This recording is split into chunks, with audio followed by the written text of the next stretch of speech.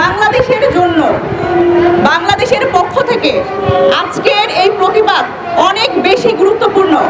সেটার সবচেয়ে বড় কারণ হচ্ছে আমরা খুব সম্প্রতি একটি ফ্যাসিবাদী ব্যবস্থার বিলোপ চেয়েছি, একটি স্বৈরাচার হটিয়েছি।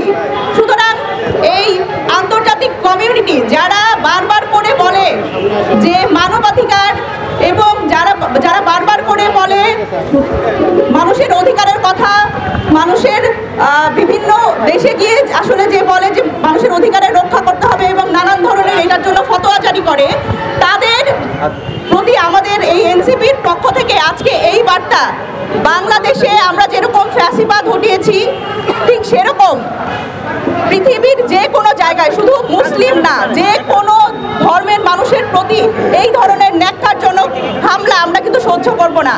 এবং বাংলাদেশের পক্ষ থেকে সব সময় আমরা এই ধরনের প্রতিবাদ অব্যাহত রাখব এবং বাংলাদেশের মানুষ এই সব ধরনের মানবতা বিরোধী অপরাধের জন্য সব সময় বিচার চাইবে। যেমন আমরা শেখ হাসিনার বিচার চাইছি, আমরা আন্তর্জাতিক কমিউনিটিকে এটাই বলতে চাই যে কোনোভাবে ফ্যাসিবাদী ব্যবস্থা এবং স্বৈরাচার ব্যবস্থা কায়েম করে কখনো ক্ষমতায় টিকে থাকা যাবে না এবং এটার একটা শেষ হতে হবে।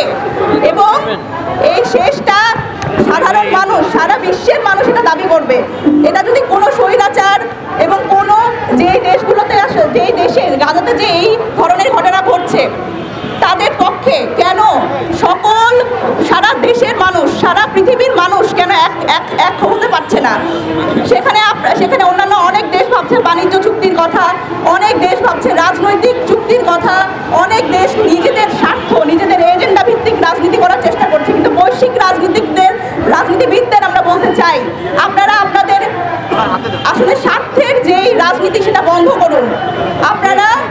আমরা যে বলছি যে সলিডারিটির কথা, আমরা যে বলছি সৌহার্দ্যের কথা, মানুষের বিভেদ আমরা চাই না। মানুষের যেই প্রকৃত মানবাধিকার, সেই মানবাধিকার যাতে নিশ্চিত হয় এবং আমরা যারা আসলে এই মানবাধিকার নিয়ে কথা বলে আমরা তাদের আহ্বান জানাবো যে আন্তর্জাতিক সকল পক্ষ যাতে ফিলিস্তিনের গাজার এই ন্যাক্কারজনক হামলার বিরুদ্ধে কথা বলে এবং বাংলাদেশ সব সময় এইটার বিরুদ্ধে সোচ্চার থাকবে।